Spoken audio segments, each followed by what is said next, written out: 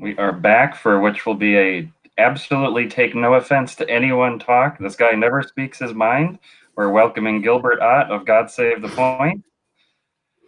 Hello, everyone. How's it going?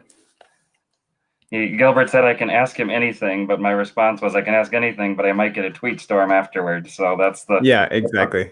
that's the fun of talking, and I'll be familiar with you and refer to you as Gib as you go by. Please So do. Please do. Makes it easier for you both. are a NyLon traveler, if that's a fair term, based Yeah. in London, New York for years. So I think one of the first questions people have is the future of British Airways, the future of Virgin Atlantic, their miles, the airline, what's happening. Yeah, interesting one for sure. From what I understand, Virgin will make it if unless there's some crazy kind of second spike that no one sees coming in Europe, then they're looking good from everything I understand. They're going to resume flying July 20th to a few select US destinations as well as Asia. And everybody just I'm sure like most of you in this group are hoping to go somewhere at some point, and they're looking to capitalize on that at some point in the near future. BA, that's another interesting one because they are kind of, they of course will make it. They've got plenty of money and they've got government money as well. But the controversial thing is that they're taking kind of extreme measures, not only to lay off staff, which you could say is of course necessary because there'll be lower demand for a few years, but they're now also laying into the staff that will remain and kind of demanding inferior contracts like 50% pay. And for, they're threatening to fire all their pilots and fire all their crew. So I'm not worried about whether they'll still be there. I'm just worried about whether anyone will actually work for them when they do gear up to fly again. So that's an interesting one to watch for sure. And for those that are confused by what is IAG and these member airlines and how does this all work? You've got British Airways, Iberia, and so on. Yeah, so IAG Group, mostly Spanish company, but with a very large stake from the Qatari government, Qatar Airways. And so they're a very multinational corporation that owns British Airways. That's kind of always a, a gripe with people who consider British Airways to be this British airline, even though it's basically Spanish and Qatar owned. I don't really care who owns them or where they come from, but it's a point of contention for some people. Um, yeah, they own Iberia, they own Vueling, they own British Airways, Aer Lingus, and they're headed by this guy named Willie Walsh, who, for British people, they use that first name in interesting ways, and he's quite a character. He's kind of the ultimate cost cutting person. So if you've ever taken a flight and thought, "Rats, I can't believe they took that amenity away from me," he's probably the one who initiated that trend. If you look through his career. And let's hop over to you mentioned Qatar Airways. Oh yes, I heard about your incredible lavish cocktail. So tell us about the cocktails before we head back to the skies. I will talk about this because I have to say this has been a project for me.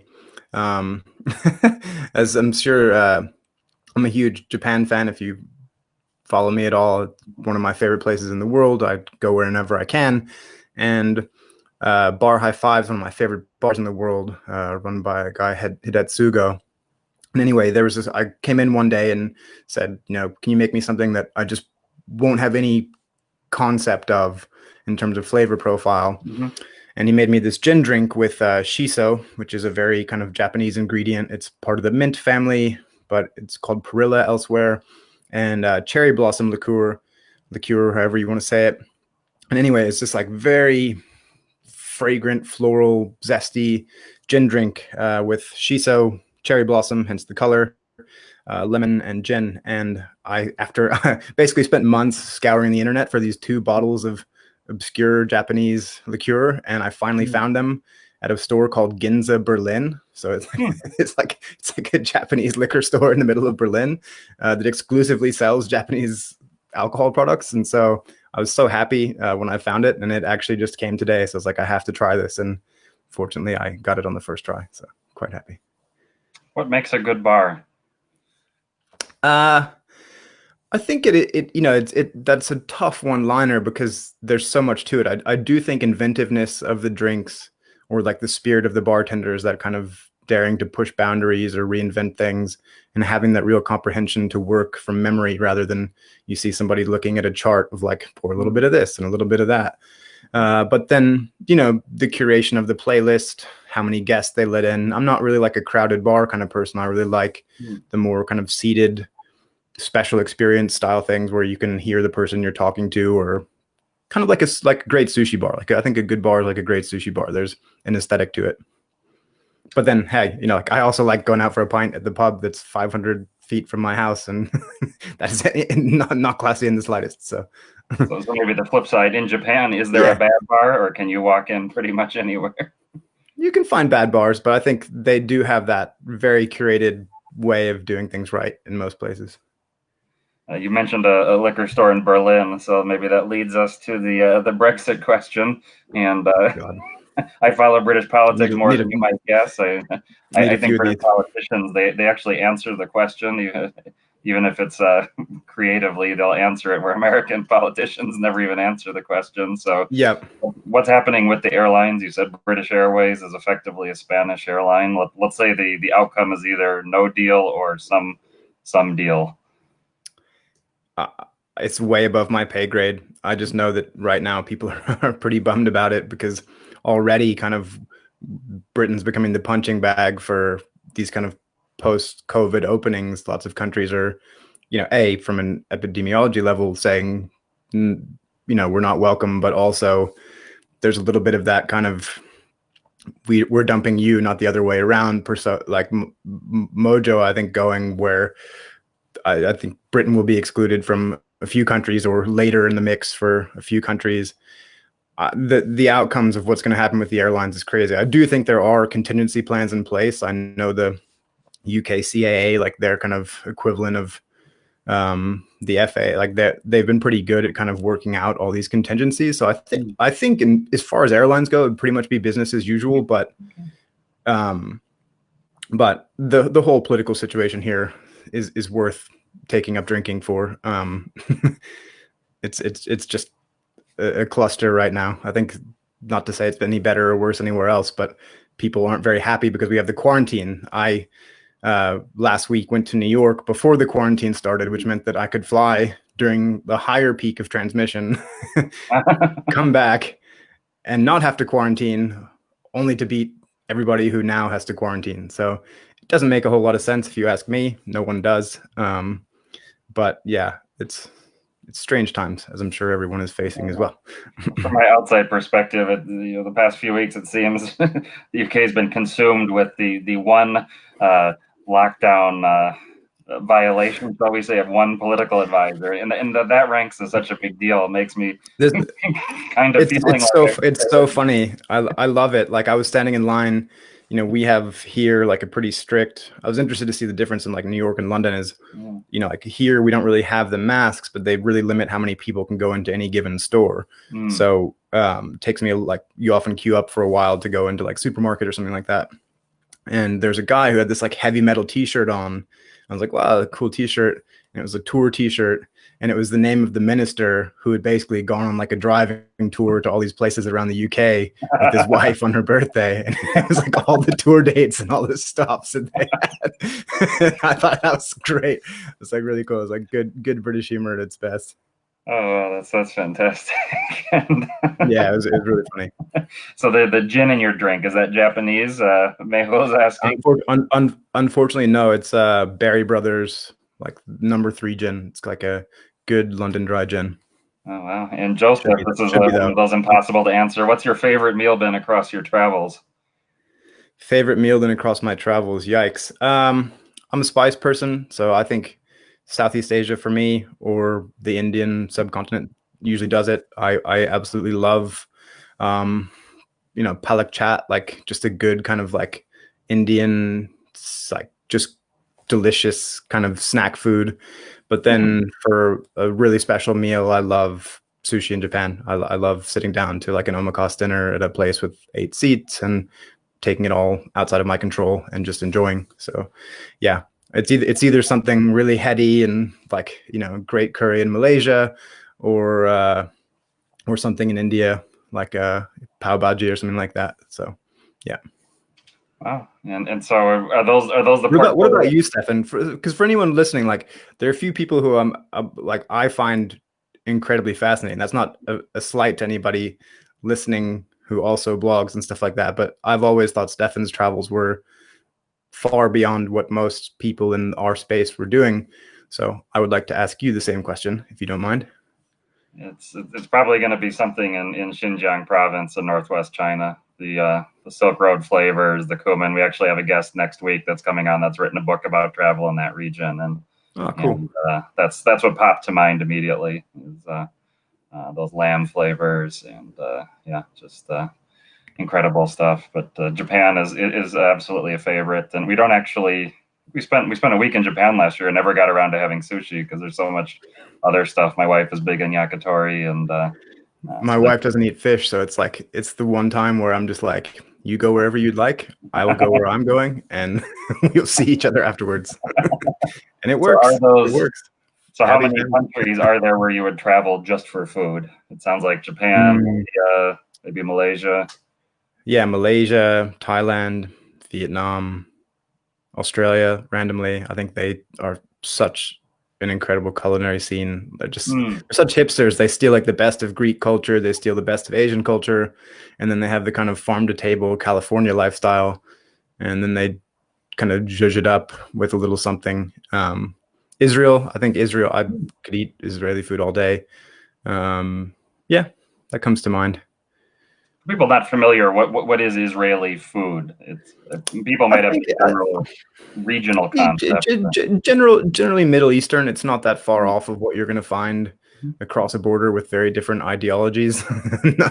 Not too far away. But I think the main focus is really championing vegetables. Like I'm not a vegetarian, but I can so easily see how you could be living in the area. Like such like great kind of char on the veg, and you've got all Mhm. the dips, and you've got the great breads, and yeah, I think of course there's meaty stuff too, but I think they just find really interesting ways to give life, much like the rest of it, like much like places in Asia, like they give such life and vibrance to very simple ingredients. So yeah, from simple things like hummus to much more complicated kind of ottolenghi is your basic, I think, would be the main benchmark if anybody wants to kind of look into that style, like lots of great tray bakes and pomegranates and all those kind of things. So Have you traveled extensively around Israel? I've been to Jerusalem and I've been to Tel Aviv. I haven't really been outside of either place. But Jerusalem was worth seeing. I'm glad I saw it. I wouldn't really go back and spend any time there personally. I'm not moved by religion very much, and Okay. so the people who go there for those things, I completely get it. But for me, it's not really my thing. But Tel Aviv, I love. I have such a great time there. It really does feel like Santa Monica in the Middle East, which is a weird thing to say. It's got the kind of crescent beach, and you're just, you know, you'd never know. It's not. I always imagined it to be much more kind of ideological and secular, but it's not. It's just like it's just people in shorts and t-shirts going to surf and hang out, and yeah, I love it.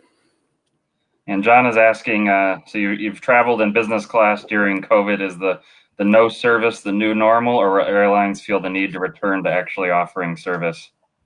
Well, I think the good thing is that they're, thanks to the advent of the internet, like that they can't get away with it for that long. I think I wrote an article like just kind of asking like, are they taking the piss? And I think that's a fair question because of course safety is the main concern right now. Even as borders open and people do start to move for leisure, nobody wants to see a spike. Nobody wants to impact anyone else's life in a negative way. But if you can serve me a bottle of water, you can bring me a beer. Mhm. I don't understand the distinction really, other than someone said you're more likely to kind of lose your inhibitions and lose your sense of distance.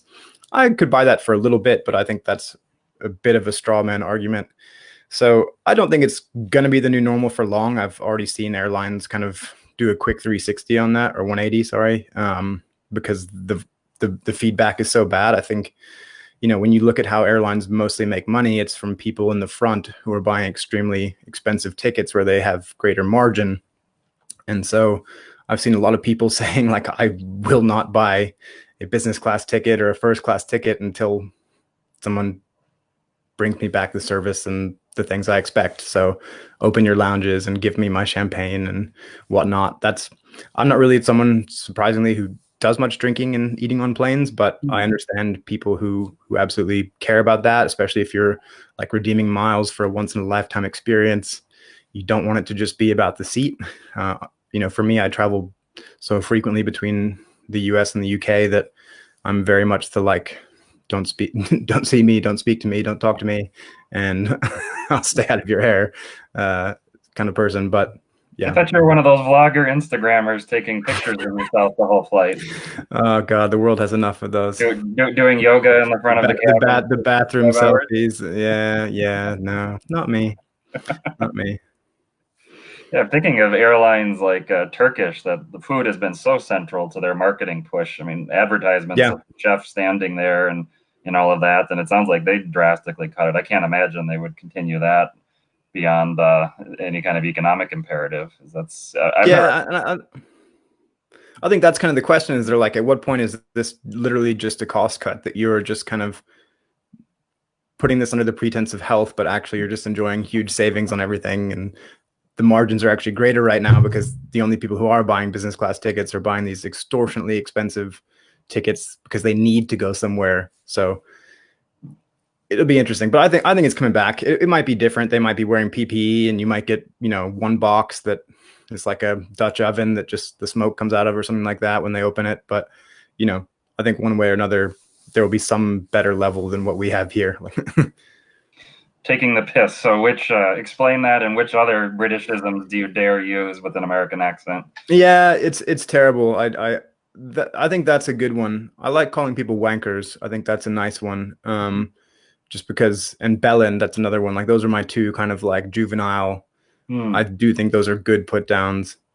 Taking the piss, yeah, I think that's pretty much the extent of it. We have a young infant daughter, so I find that I am speaking kind of more properly and like actually pronouncing syllables and things for her benefit. So I'm afraid of where that will take me, but but yeah, I think that's basically the end of it. Talk about that experience. I felt in my business career that I lived in China for a decade. I've done business in different parts of the world, and I found the cultural gap for me is often the biggest with the UK.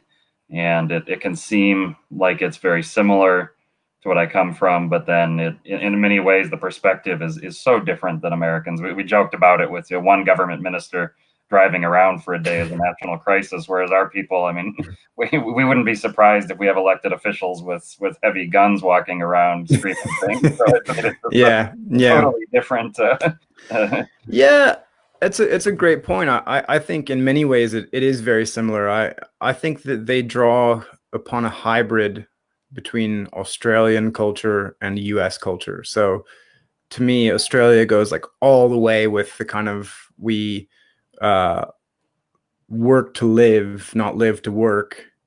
The US, at least New York, where I was, seemed very much like a live to work, where you just exist to work and work and work. And this is kind of that hybrid where people do work, but then at 5 p.m. it's like mandatory that everyone goes, at least in the pre-COVID world, to the pub afterwards.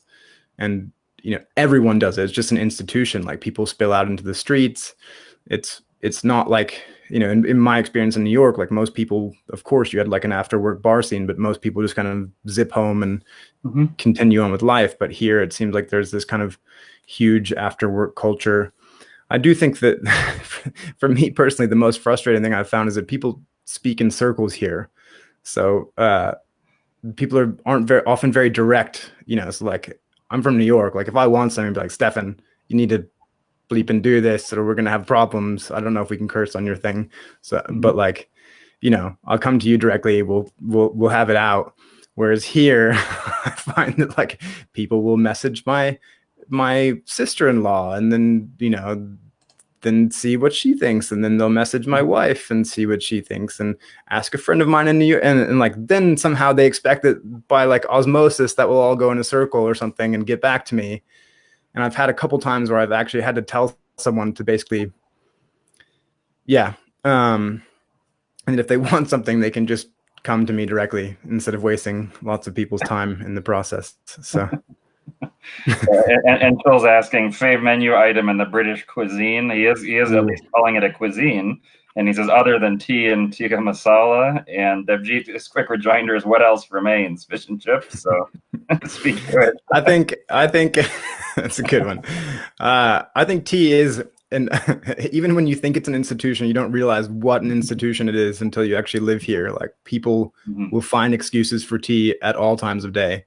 It is like the water cooler is the tea cooler. Like, you know, it's like, oh, fancy a cuppa. It's like, okay, yeah, great, go make a tea. Like, and then we, you just do that like 7 to 10 times a day, and by the end of the day, I'm just like bouncing around, like ready to go. I do love tikka masala, their Anglo Indo cuisine, but fish and chips is great. I do think that like there's an underappreciation for British cuisine because they have such strong dairy. So if you do like those kind of, you know, butcher driven steak, potatoes, great vegetables, and cheese, like they do some extraordinarily good things. And I think it's really kind of, there's that kind of 80s, 90s mentality of, you know, fish chips, cup of tea, and just like disgusting shepherd's pie kind of things. But I think it actually has a really vibrant food scene here that is very underappreciated. It actually won best vegetarian or best vegan city from PETA this year for dining. So, and maybe little factoid for you guys. Enjoy that one. Maybe the current health situation will change things, but there seems to be an overabundance of various levels of freshness to very stale looking pre-made and pre-packaged sandwiches around. So where would be the choice to actually get one that is good? Yeah, it's so strange. I don't know about, I think for anyone watching, like I can't imagine what restaurants will be like. That's kind of the one area I'm really struggling to conceptualize. I think lots of the ones here thought they'd reopen sometime this month, but that's now been pushed back. And you know, I really wonder, like, will it be more expensive because there are fewer tables? Will they find these kind of new alternative ways of dealing with it by having a kind of more robust takeout business? So I can't wait to go out to a restaurant. I saw some tweet that I thought was really funny. Just like someone just wrote, like, I'm so effing sick of my own cooking. And I was like, me too. Like, it's like something the world can get behind. So let's also talk about some of the deals. So I've heard you give these wonderful talks on how to find cheap airfares, and your website, God Save the Points, which I've shared. You've been posting recently. Several carriers, in particular, what we call the ME3, the Middle East 3, have done these promotions that seem like almost too good to be true. So are they? What should we look for, and how much or how soon do we have to be willing to travel to take advantage of them? So the good news, the latter half of your question, is not very soon. Most of them have at least 1 year or 2 years of validity, depending on what you're trying to do with it. Qatar is the only exception. So just to kind of backtrack on that, Qatar is basically saying you book whatever ticket you want to book with very few exceptions. And then you can immediately change to any other destination within 5,000 miles of the destination you're planning to go to. And you can even change the original city you're departing from as long as it's in the same country. So like I could book a ticket from California to India, assuming there was like a good deal, and I could immediately change that to New York to anywhere within 5,000 miles of India, which is wild. And so people started going mad because there were some great business class deals to Kiev. And so they were like, you know, as far as business class deals goes, like $1,600 round trip, which they could immediately change to somewhere like much further afield in Asia, making it kind of one of the better deals ever. The catch with that one was that you had to travel by the end of 2020 to make those changes. So if you book any ticket for travel in 2021, none of those cool things we just talked about apply. If you have the gusto to go for it, you don't have much to lose, because if you aren't able to change it and you aren't able to travel, you can still then take a voucher for future travel through for next year with a 10% bonus. So whatever you paid, you'll get a 10% bonus on that voucher. It really is, I would say, if you understand the risks and how to play it, like an extremely attractive deal. The other one is Etihad that I think is really cool. As of yesterday, they're basically saying, call us, buy a voucher in the next 2 weeks. And then from August, you'll be able to redeem that voucher on any Etihad flight, any origin point, and you'll get a 50% bonus. So if you spend $1,000, you'll get $1,500 in travel credit.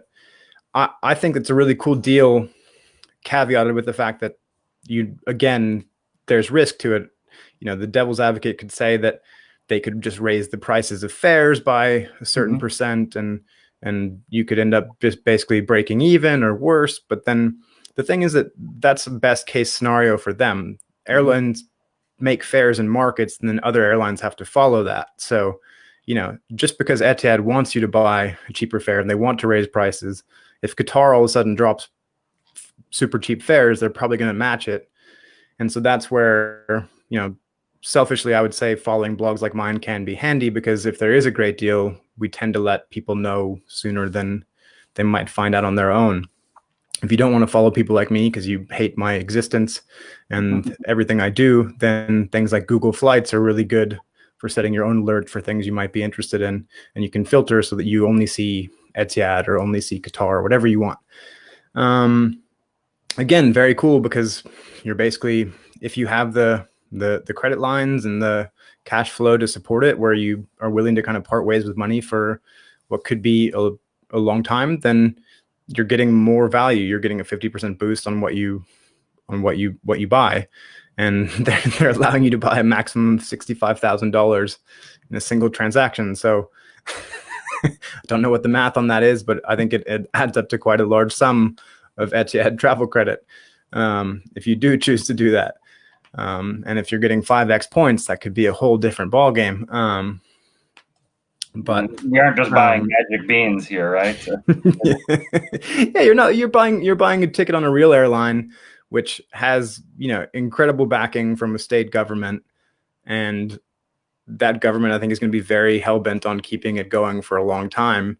So I don't really see any risk of them going out of business. Of course, if you book with a credit card, you don't really have that risk anyway, because you should be able to initiate a chargeback with your credit card provider, and should get your money back if things were to go completely belly up. I don't really think that's ever going to get to that point, but these are the things you consider, and if you consider it wisely, I think there's real benefit. Does the chargeback model work similarly in the UK and Europe as it does in North America? It does, yeah. I think it's called Section 75 here of like the Consumer Credit Act, and it does. The EU, I believe, is the same, at least with MasterCard for sure. I've seen like the document that specifies. I think one lawyer pointed out that they could potentially argue that it's a completed contract because you're buying a voucher, but one could also argue that the voucher is only purchased on the completed sale of getting something from it. So that's greater minds can chime in there. I'm not a lawyer, but as far as I understand, it would be eligible for all those kind of things. I guess there is still the one point about the cash is no longer in your wallet; it's in theirs. So in terms of accessibility of funds, you are exactly. So that's the kind of thing. If you're short on money, or you're worried about your job, or that's money that could significantly impact your life negatively if you no longer have it. This isn't for you. Set it out. If you don't have plans to go, to Asia, the Middle East, Africa, the kind of places where Etihad seems to thrive, then it probably isn't for you either. But, for me, living in Europe, where they typically do, well, Europe for now, where they do typically offer really good deals, especially in business class from Scandinavia to Australia, which is my kind of favorite place to go, sometimes as low as like 1,800 US, which for when you're talking about 24 hours each way on the plane, it's pretty nice to have that kind of comfort. For 1,800 US, that's which I could basically acquire for what, like 1,200, 1,300 via that deal. Then that's attractive to me, but only on the understanding that it might be a while before I'm able to use it, and I have to assume that I'm not going to see that money for a while. Excellent. And you mentioned Google Flights, and I'm still one of those on ITA Matrix. As much as it's creaking and malfunctioning, I'm going to put a link where you have a recent post extolling the virtues, and it's not that hard. So tell people if they're not using Google Flights, the short answer why that's the tool of choice. Yeah, I'll give you the pitch for Stefan, which is basically that it is a dumbed down version of ITA Matrix and that it works on more real-time availability than ITA Matrix. So you may have heard lots of people talk about ITA Matrix, and the thing with that is that it doesn't have real-time availability. So you'll see these things which should exist because of the fares that have been filed by the airline, but that doesn't mean you can actually book it. Whereas pretty much anything on Google Flights, you should be able to book. I love Google Flights for the filters, being able to kind of select which airlines or which routings or set maximum prices or minimum prices for especially for a group like this with who love stamps. Like, I think it's really cool that you can actually not set a destination and you can just set a price filter, and you can then see all the places where for a certain budget you can actually travel to, which to me is really cool because it's effectively saying, I have $300, I have a weekend in June, what do you have for me? And you'll see everything. And I think that's a great feature. If you have more specific plans, I would say that the price alerts are great because you can set as many as you want. They go right into your Gmail when they go up or down. And I just, I kind of find I wake up and see those, and sometimes they're like, whoa, that's really, really low, I should book that. Other times they've gone up, and I just say, okay, just keep waiting. And I'd say set lots of alerts for anything you might be interested in, and just kind of let them come to you as they do. And on fare deals, you also publish a lot of premium cabin fare deals, and I think travelers might only think it in terms of price versus, it's economy or business. Business is more, I don't care about the service, but you highlight the benefits of earning elite status more quickly. So I'll put a recent fare deal you mentioned in that, but talk about how you can vastly accelerate your elite status earnings in some cases. Yeah, so some programs are much easier to earn status in than others. The British Airways Executive Club is one such program where, in theory, one single round trip could earn you a really good elite status, One World Sapphire, which could then last you basically a year of benefits like free checked bags, business class check-in, lounges, including like American Airlines flagship lounges in the US, even when you're traveling domestically, unlike American's own flyers. So there are all these kind of little opportunities that, yes, it's a more expensive ticket. Yes, it's a lot of money. It might not make a whole lot of sense at the time, when you consider paying a lot less. But then for me, like I've always loved it because, I go from like New York to Washington, D.C. on a basic economy ticket, and I sit in the flagship lounge and have some lunch and do some work, and, always have access to the main cabin extra seats for free. And those little things do start to add up. And so if you would like the comfort and you find a great deal that brings it to you at a really good price, I think it's a really nice way to kind of increase your benefits on the trips where you will be flying in economy, and also to have a special experience in that one time. And Joseph is asking about ANA-F, so ANA first class. Any reason to chase it compared to their new business class offerings? I would say only if you're kind of like a fine wine booze hound and you're looking for Krug and, special sake and stuff like that.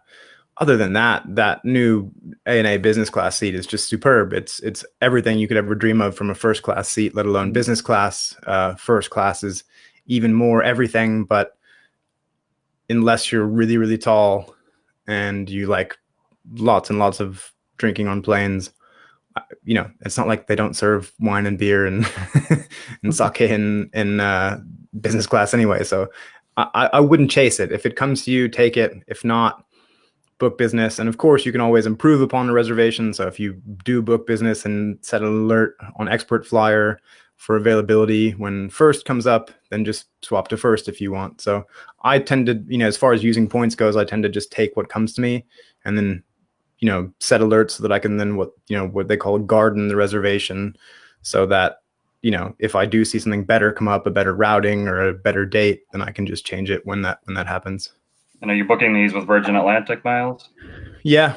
Yeah. I mean, and for anyone, like, that's not a hedge. Like, there's no way to, if Virgin were to go bust, there's no guarantee that ANA would honor your ticket. So that's not advice to get out of jail with your Virgin miles. Like I said, I think Virgin will still be around anyway. But if that's something you're thinking of, it is other than using ANA's own currency, which is a American Express rewards partner. Then other than ANA's own program, that's definitely the best way to book. You mentioned if you're really tall, you might like ANA first. And I was just chatting with someone how it does seem that a lot of the trends in premium cabin seating has been for privacy at the expense of leg room. And so people that even 6 foot is not that uncommon as a height of a traveler, but that can be quite cramped. So if you're let's say 6'3" and above, what are some of the products that would jump to mind as worth chasing? Well, see, the funny thing is that everybody always complains so much about this sounds so weird, but like everyone complained about British Airways old business class seats, Qatar Airways old business class seats. But and I get in terms of privacy and technology reasons why they're terrible, but they're the only ones that were super long where you had an open footwell, where basically there was just like a table for you to put your feet on with a cushion on it. So you could roll around and there was no restriction on where you would move. So it is funny because, like you said, now there's these new seats look amazing. They have so much privacy. They have doors you can close, but you're sleeping at an angle, and ultimately your feet fit into a box about the size of the laptop that I'm communicating from right now.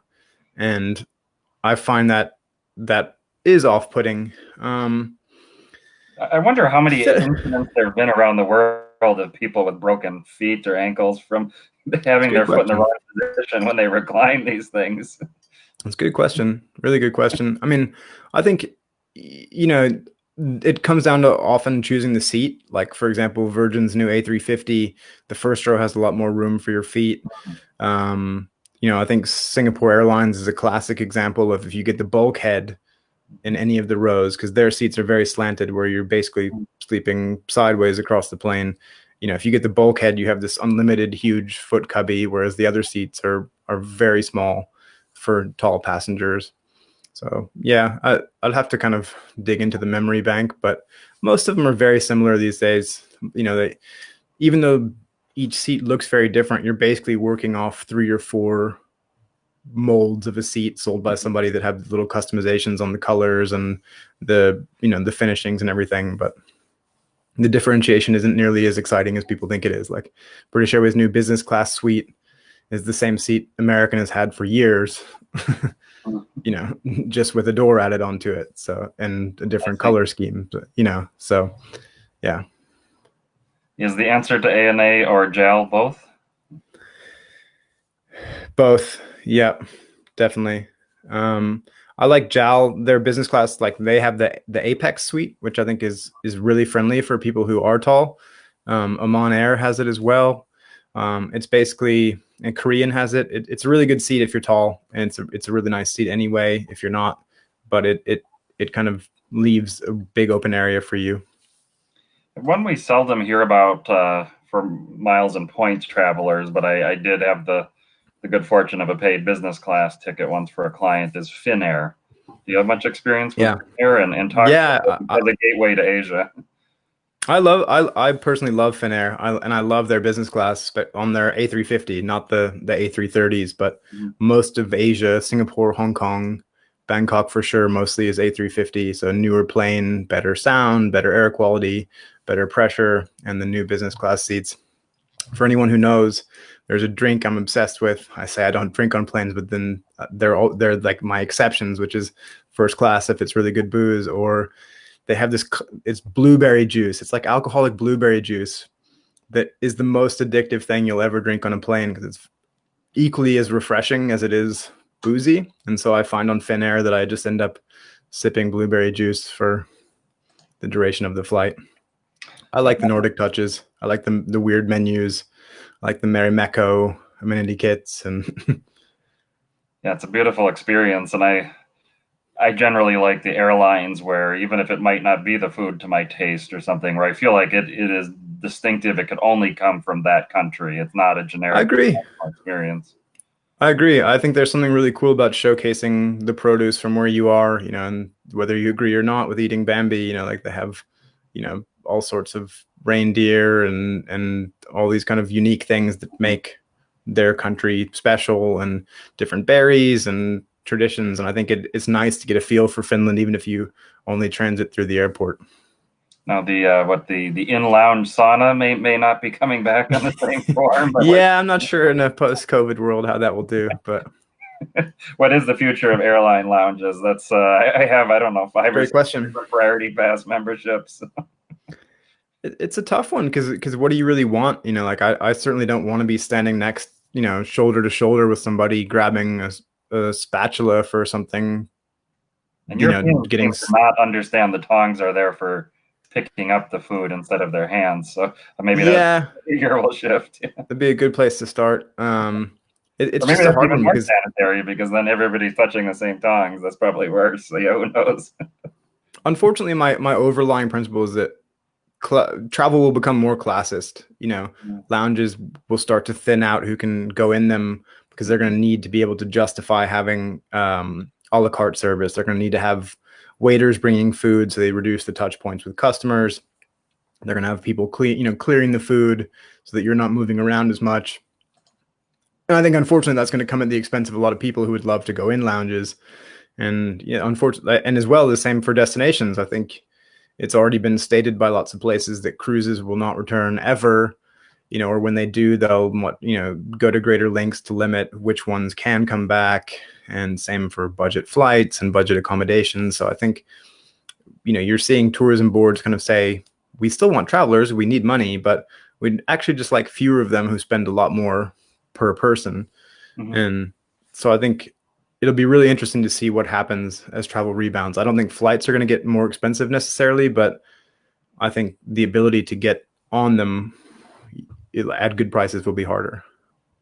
You mentioned classist. You've written recently about privilege. You have an opinion section on your blog, and a lot of the audience, I have opinions. Stay out of politics or stay in your lane, which I absolutely hate. I believe in Rick Steves when he says travel is a political act. You can't totally disassociate. It doesn't mean to turn everything into an endlessly political argument, but talk about your decision making and when you really want to say something, how you handle it. And Instagram, you've posted about your jogging post a few weeks ago, as well as on your blog. Yeah, I mean, for anyone that didn't see it, I basically posted a picture of myself jogging through my neighborhood and said, this is white privilege, whether you agree with it or not, that's how I feel. Because when I go for a run, I think about the canal that I run around and, what I'm going to have for dinner. I don't think about whether or not somebody's going to pull me over or, worse, kill me for thinking I'm in the wrong place. And so it's just one of those little things in life that I do think that when you really reflect on the very simple things in life, you do realize for some people that they are elements of privilege, and it's important to check that. I'm honestly just a guy who I was like this before. I believe in fairness wherever possible. I have a daughter now that I would like to see grow up in a world that's very tolerant. And I think, as you said, travel is inherently inclusive. It's about discovering other people, learning about differences, finding ways to get along, finding things you like, don't like, but being together and being inclusive. And I'm just trying to live in a world where things like that exist and do whatever I can. Because I am lucky to have a platform to speak about it. If people don't like that, that's fine. I have no problem, as you alluded to in the beginning of this, to tell them to do one and carry on elsewhere. Yeah, that's the long and the short of it. Does anyone ever say your blog name is sacrilegious and you should change it? Oh man, it's pretty funny. So I do a fair amount of TV, and whenever I do TV, like in the US, particularly on some networks, it's always I get a few messages thank you for making God part of the conversation. I'm kind of I hate to burst your bubble, but I'm a devout atheist, more of an anarchist than a religious person. But yeah, it's pretty funny because I get kind of all sides of it. I get people who, yeah, like you said, are, a bit peeved that I'm kind of taking the piss with it, to take another Britishism again. But then also people who mistakenly think that I'm trying to champion their Lord and Savior through travel. I'm all for people who believe in those things, but for me, I'm just here for the travel and the British phrase, which sparked this journey between New York and London, which brought me here, basically. And another thing that people with opinions often won't do is that they won't share those opinions when they're about people in their industry or vocation. And that means that people, a lot of industries, the discussion only is productive when it comes from outsiders. The insiders just, it's like the thing with like Hollywood, how actors and actresses, Yeah. how was it to work with so and so? Oh, it was one. It's always the same answer. Oh, they're the best. They're such a clever person. Like, yeah, what a just a creative genius and all that kind of stuff. So you will take on corporate-owned blogs and or voices in the points world that when you think they're wrong. So talk about doing that, how you handle it, how it can be both I guess effective from a business perspective as well as a personal and industry reputation to speak your mind. yeah, I mean, it definitely costs me. Like, there's no question that the things I do cost me in terms of actual financial implications and opportunities. Some people won't have me speak on their Facebook lives because they're afraid I'll start dropping terrible things about other people, or go on TV, whatever it may be. But ultimately, I bonus Patreon outtake show that's coming. We're launching our Patreon with yeah, Google with Gilbert Grant after this. Exactly. Yeah. Stay later after the show for, but ultimately I find that the people who I'm in line with ideologically end up not caring because I believe in voices. Like when I joined Boarding Area years ago, like you were one of the voices I really enjoyed hearing, and I like that you had your corner of the world where I could come and see Stefan's point of view. And I don't like the idea that, oh, well, Forbes is paying, $400 an article. And so everybody just runs over there and says, forget my blog and my dreams. I'm just going to be a contributor to this thing or that thing. And I understand people have bills to pay. Mm-hmm. And I appreciate those platforms for what they create for people who have bills to pay. But I also do miss the authenticity that comes from not having credit card links dropped into every subcategory, into every page, or turning something like taking a stand on an issue into like the best credit cards for going to protests. It's like, come on, man. Like, make sure you get your 5x points when you buy your hot dog from the stand when you're marching by. It's like, just give it a rest. And so I think there's a point where people need to realize that corporate blogs, I would call out the Points guy specifically, they are not blogs. They're corporations that are owned by big multi-billion-dollar venture-backed entities which exist to market credit cards. So ultimately they are credit card marketing sites operating through the guise of travel. So that doesn't mean they won't have good articles. That doesn't mean they don't have wonderful people working for them who I consider friends. But ultimately the goal for you being there and you staying there and you coming back there is to sell you your credit card. And I fundamentally think that that's a perversion of something which I love very much, which is travel. I have no problem with, don't get me wrong. I'm a hypocrite. Like, we have credit cards on God Save the Points, but we're not actively pushing them to you. It's the kind of thing where it's like, check out all these cool things. If this could benefit you, go for it. And I appreciate, the fact that you help keep all these things going for me, but they shouldn't always be tied. And I think that's where I kind of hit the wall, is when there's no way of even talking about anything without there being a credit card pitch to it. And so I think it's just, I appreciate the individual voices. I don't like the thug mentality where, you come up with a great post or you have a unique topic that you've worked on for a long time, and they just take it and they just write about it and pretend like it's theirs because, they had an epiphany. And I think there's something wrong with that kind of I'm bigger, so who cares thug mentality. And I'll always stand up and try to kick a bully's ass whenever I get a chance. So I remember an interesting discussion I had with a person who was in the business side of one of these sites you're talking about, and he had shared how it gets, the incentives get so perverted in a way because the credit card model, the way the issuers have tightened up is that really only the newest beginner readers have a chance of being approved. And so if that's your only model, your loyal readers become your least loyal, and your Yeah. long-term readers are not even worth catering to, and how that just shifts the mentality and the content and coverage.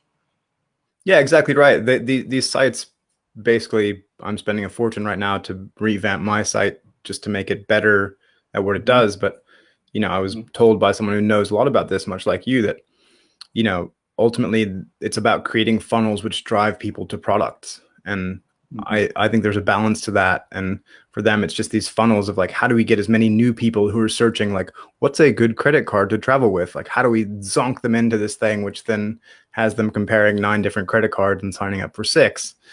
And yeah, it's not good for long-term readership. It's not authentic to the people who have invested their time and years into the site, but it makes a lot of money. It makes a lot of money. And hey, it's a free country. You do what you want, but I don't have to like it. And I don't mind calling it out on Twitter sometimes. So why did you write? I'll share the link. Why did you say in April that's a great time to start a blog? because there's no money. Nobody's making any money right now. I'm making peanuts. But it's, if you, but I think that's the good thing is I started my blog, and for 2 years I didn't make any money. I didn't even have ads on the site for 2 years, I think. I just wanted it to be about my passion. And in fairness, thank God there weren't ads or any pressures, because it was terrible. I look back and read it and I'm just like, you should have taken up another profession. So I try to encourage people who are starting out, because I've seen how bad my work was when I started, and it hopefully can improve for most. But yeah, I think when you have no incentive, you can really write and unlock these genuine feelings. So if you love a destination, as I imagine many of you do, you have those places that you champion and that mean so much to you. I think it's really cool to be able to write about them and reflect on them, or help people discover them in a way that has no motivation. It's the purest form of, I would love to hear Stefan's food guide to dining through, was it Northwest or Northeast China? Northwest, yeah. Well, Northeast, I'll Yes. take you too. Yeah. Like, like whatever. Like I would love to read that without the like, and make sure you maximize your, blah, blah, blah. Like I Well, would just there love was a to. classic. This vineyard day tour cost like $12,000, but it was worth it because it crowded as Yeah. And the security guys were great. They were only 5,000 a piece. Like, they made me feel much more important while I was there. Yeah. It's like, oh my goodness. But yeah, I think it allows people to be truthful. And I think if you want to actually be successful, if there's one thing that I've always tried to trade on, which I continue to try to trade on, is that whether I'm selling something or not, it's authentic. If I'm saying that, like, I think you should get this Etihad voucher, I'm giving you the reasons why you should and why you shouldn't. And I genuinely believe it's a great opportunity for those who want in. If you don't want in, that's fine. Don't care. But I think if you do want to start a blog, it's very cathartic. It's a really fun experience just to think through these things. And I think you also do get an appreciation that it's not quite as easy as it looks. I think people all have that, like, I'm going to write, loads of stuff. And they write like, okay, how to get upgrades and how to find cheap flights. And then I'm going to write about these cool places that I've been to. And it's like, oh shit, that's pretty much, yeah. Okay. We're out of stuff now. But even that, I mean, how to quantify, let's say it takes somebody to write a Facebook post they think is quality. It takes them 10 minutes, which is by long for a Facebook post. But yeah, that same concept, putting it into a blog, they're going to spend what, an hour, 2 hours? I mean, even when they've been doing it for a while, just the way people look at a blog, all the steps and the buttons and then the SEO stuff. I mean, it's an incredible amount of work to get into, and I think that's where a lot of people just they do it for a short time and then peter off. yeah, I agree. My advice, if anyone is starting, would be to start on WordPress. Don't bother with any of the ones that seem easier to onboard you. I made that mistake. I started with Squarespace, and it's a beautiful platform in terms of aesthetic and how it looks. But migrating to WordPress, which is ultimately what professionals tend to use for blogs, was a disaster. So even if it involves a bit more startup time and effort, go for WordPress. Use Theme Forest to find a good theme and make it look cool, or find somebody on Fiverr who can help you kind of get it to that day one stage, and then just let it rip. You don't really have much to lose. That's the cool thing about a blog, is that it's very low kind of budget and huge upside if you do something that you enjoy. So yeah. The funnel of yours I want to be in, and the product I'm ready to buy is the Gilbert Ott the third How to Write a Headline course. So Ooh. tell us the headline writing magic. I mean, how much time have you spent building that craft, and how do you begin to approach it? I had really good advice from somebody once. I wrote for Condé Nast Traveler for a bit, which is completely haphazard how I got into that. I won't bore you with it, but the person had a really good suggestion for me, which I don't think I've ever shared because I've always valued it as like my secret tip, but that's what Jen does to you. She basically said, think of travel or the topic you're talking about like a camera lens, zoom out sometimes and zoom in sometimes and see where it grabs people, like where the maximum interest is, and so to me it can be something like I'll take the unbundling of business class. That's a random topic. A couple months back, Finnair decided that they would launch unbundled business class fares where you could basically save a bunch of money on the ticket if you gave up on ever having checked bags, which cost airlines money. It's weight on the plane. Weight is a big factor for airlines. And I thought, yeah, that's really interesting. But Emirates just did that. And I've heard this other airline's doing it. So then instead of just saying, Finnair unbundles business class, I thought like, there's a trend here. And so then it was covering the wider trend. So that was an example of like zooming out, the camera lens onto a bigger issue while everybody else is just talking about this thing. Like most people are like, I don't care about Finnair. I don't fly Finnair. But people are interested in the idea of, what's happening in this kind of industry trend change. And so that's kind of how I then craft from there. I think as far as the topic goes, whether it should be zoomed in to something super hyper focused, like what's being offered in this menu for that one airline, or whether it's a part of a bigger thing, and then kind of wait and base on the bigger thing. Well, fantastic. And then I asked my wife. My wife is very useful. I say, which one of these? She goes, that one. So there are multiple even. So you're creating multiple at a point and getting that. I basically busk titles. Like I will just come up with 10 things I think, sound interesting, narrow it down to a few, and then have somebody help me pick. And of the points blog area, I think you've had the most, at least outwardly appearance, of successful relationship with traditional media. You say TV media, print media. I've heard others say it's just not worth it. You get an article mention and they don't link to you, and you never get clicks anyway, or these kind of things. So how do you think about what media is worth it? Let's say not for attention, or you want your family to see you, but actually for business purposes. For business purposes, I think the TV has great scale. It's not like even a huge article on the New York Times or something like that might only get 20 or 30,000 views, which my blog might equal on a good day for the same article.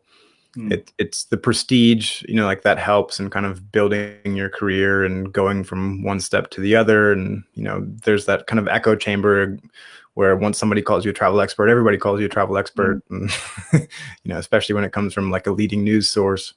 But the TV, I really enjoy because it's kind of like this. There's that element of jeopardy to it. You never know what's going to happen. And the discussions can go on tangents. Like one of the most interesting ones for me was I was asked to do a remote spot this last summer while I was traveling in Budapest. That involved trying to find a studio and, where I could actually do a good remote spot from. That didn't work out. So I ended up having to just like basically sit in my Airbnb with an earpiece in like this, and I couldn't see the presenters. So I was just talking to them, and it was supposed to be about like luxury travel and how business class was, they were saying, on the decline, and I was arguing the counterpoint. And I just got blindsided where she's like, so don't you feel irresponsible about traveling so much as a frequent traveler and with climate change? And I was just like, oh my God, like, how do I answer this in 30 seconds in front of like 15 million viewers, Okay, answer it in 10 seconds. I basically said, question. Basically, it was just like, it's something I care about. I'm trying to take every step I can. I think airlines are too. Hopefully, planes get more efficient, and people, I got through it, but it's, yeah, it was just one of those things where I kind of enjoy the jeopardy of the like, this may be the day that you drop an F bomb and ruin your career forever. Well, I've decided not to try to push you to that, so we'll close on a softball. You and I share a love for Hong Kong. It's had a lot of news for reasons that a lot of us aren't very happy about, and a lot of turmoil in the city as well as the COVID-19 issues. So sing the praises of Hong Kong, and for the when we get back, that's the one trip I have booked this year for November. I'm hoping late November it's possible. I think it's just such a special place for every reason, and especially if you only have a short amount of time, which I understand everyone's time is valuable. Is you don't get to go to Asia that many times, but when you arrive there are few places in the world where you will be as stunned when you arrive on either side, whether you're on Hong Kong Island or Cal, like it's just spectacular looking across that harbor from any vantage point. The topography makes it really like just kind of jaw dropping. The hotels are so tall. It's such a great fusion of Chinese and outside influences in terms of food, and the hospitality is world class. It's that kind of British Anglo feel for hospitality with just centuries of fantastic food and tradition. And there are very few places like it. I really hope it remains as close to what it is today or what it has been for a long time to come, whether it does or not. Wonderfully said. I'll just add, it is not all shopping. So Yeah, I it's even not. It's not. I revisited some of the outlying islands this trip in January, like Pengjiao, that it's just a 30-minute ferry, 45-minute ferry, and a whole different world. So as I said, that's the one trip I'm really hoping can come through this year. And I wish you the best. Thank you for joining us this evening in London. We want to all share that wonderful cocktail with you at some point. Yeah, I'll send anyone the recipe. Just message me. Happy to. Thanks for having me, Stefan. Really nice to see you.